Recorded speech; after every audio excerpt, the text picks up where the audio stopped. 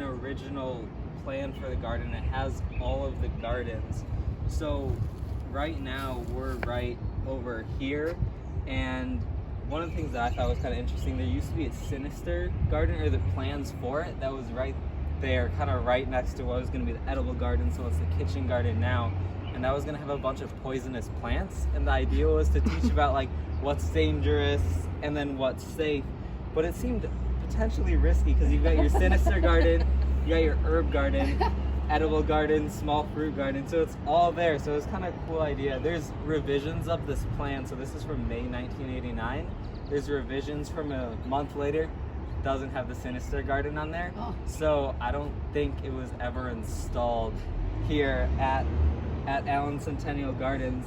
I think it's kind of interesting just to kind of see like what's stayed the same and what's changed. Like a lot has stayed the same. Like we've got lawn garden, Victorian garden, wildflower garden, all of these things.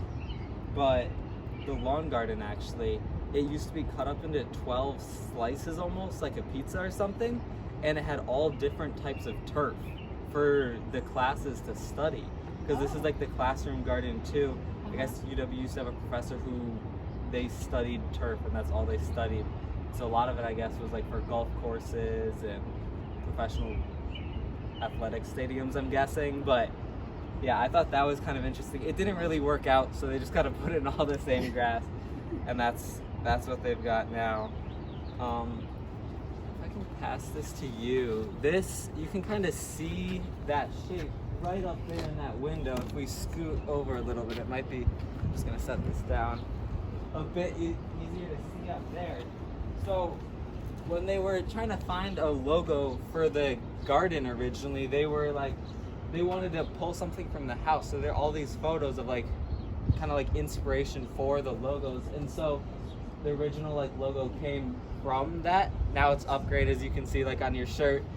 It's changed over the years, so it's a bit more modern, but it's kind of cool that they used the house as inspiration for the original logo. And I have a photo and a slide of the house, and this slide's from around, the picture, thank you, from around 1900.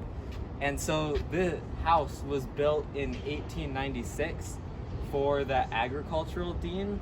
And so as you can see kind of in that photo, and especially in the slide, there was nothing else around the house. Like none of these buildings were up here yet. They had just land out here that was used for farming for like the agricultural school. The house had a view of the lake. There weren't all those trees over there. There wasn't the boathouse. There wasn't all those dorms. And it was built to incentivize the agricultural dean to stay, because he got offers from other universities. He was said, raise my salary and build me a house, and I'll stay. And build him a house. He wanted a horse too. And a horse too, yeah. Later on, a dean wanted a horse too. That got thrown in there too.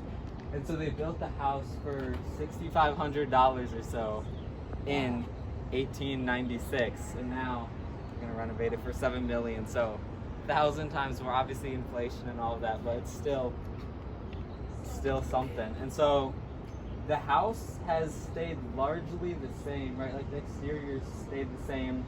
It was the dean's house up until 1945, and then Dean Fred was the dean of the College of Agriculture from 1943 to 1945, and after that he actually became the chancellor of the university for, I believe, almost 17 years, and he stayed in the house. And after he retired, he was still active with the university, and they let him stay in the house until he passed away in 1980.